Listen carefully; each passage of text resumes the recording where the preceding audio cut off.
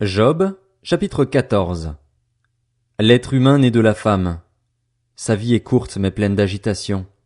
Il pousse comme une fleur, puis il se flétrit. Il s'enfuit comme une ombre, sans résister.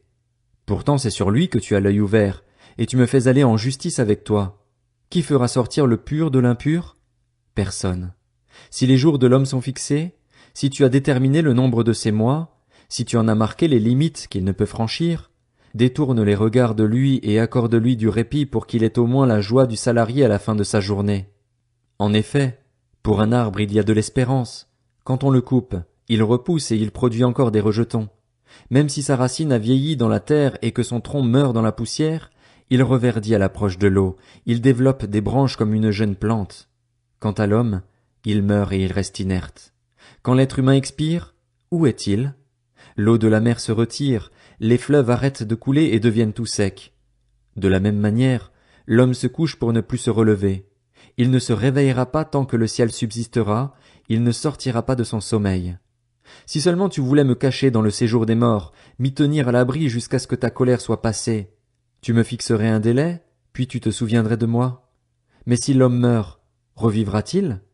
Si tel était le cas, je garderais l'espoir, pendant toute ma vie de lutte, que ma situation vienne à changer. Tu appellerais et moi, je te répondrais. Ton désir serait résolument tourné vers ta créature.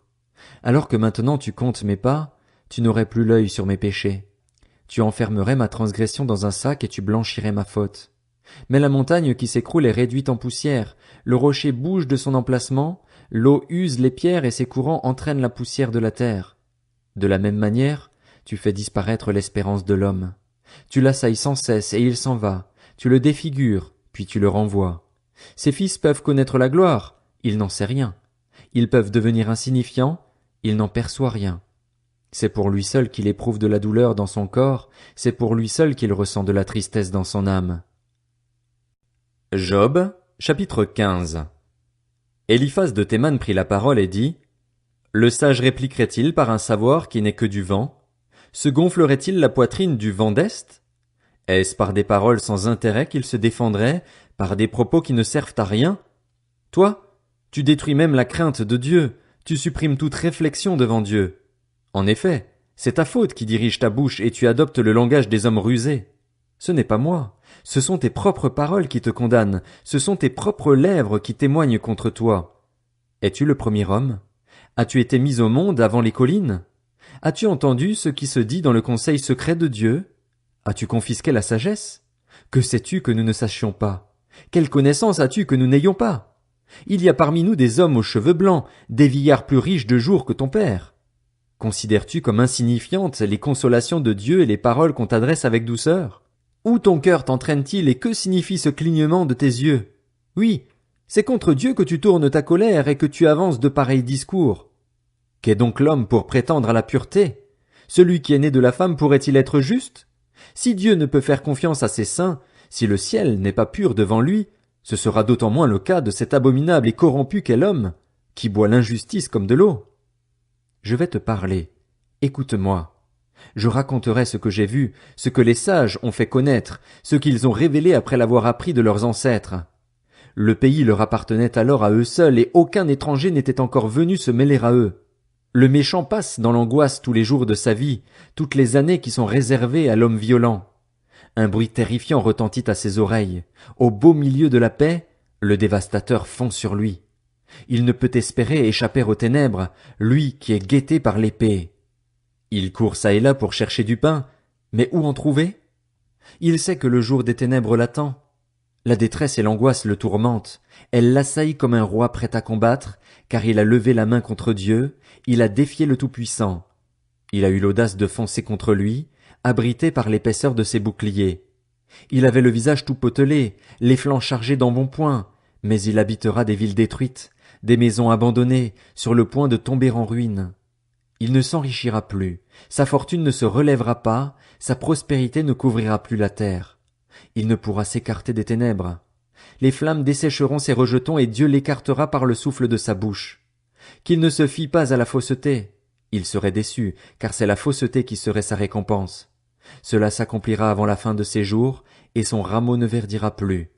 Comme une vigne, il se dépouillera de ses fruits encore verts, comme un olivier il fera tomber ses fleurs. La compagnie de l'impie est stérile, et le feu dévorera les tentes des hommes corrompus. Il conçoit le mal et donne naissance au malheur.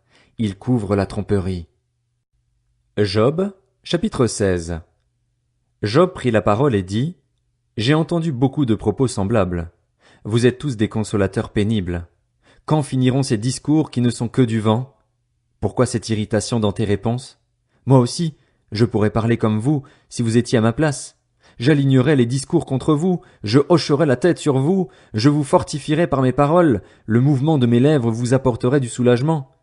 Si je parle, ma souffrance n'est pas soulagée. Si je me tais, elle ne s'en ira pas loin de moi. Maintenant, hélas, il m'a épuisé. Tu as dévasté tous les miens. Tu m'as creusé des rides qui témoignent contre moi. Ma maigreur se dresse contre moi et m'accuse en face. Sa colère me déchire et s'attaque à moi. Il grince des dents contre moi. Mon adversaire me transperce de son regard. Ils ouvrent la bouche contre moi. Ils m'insultent et me frappent les joues. Ils s'attroupent contre moi. Dieu m'a livré au pouvoir d'un gamin. Il me jette entre les mains des méchants. J'étais tranquille et il m'a secoué. Il m'a attrapé par la nuque et m'a brisé. Il m'a redressé et me prend pour cible. Ses flèches m'environnent. Il me transperce les reins sans aucune pitié. Il verse ma bile par terre. Il fait en moi brèche sur brèche. Il se précipite sur moi comme un guerrier. J'ai cousu un sac sur ma peau. J'ai traîné ma fierté dans la poussière. Mon visage est enflammé à force de pleurer. L'ombre de la mort est sur mes paupières. Pourtant, je n'ai commis aucune violence et ma prière a toujours été pure.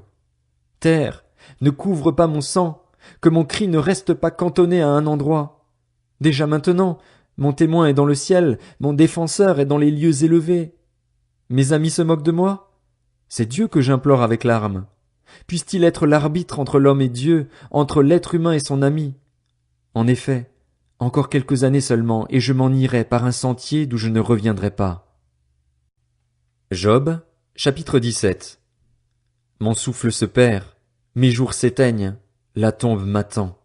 Je suis environné de moqueurs, je connais l'insomnie à cause de leurs insultes. Sois donc mon garant auprès de toi-même.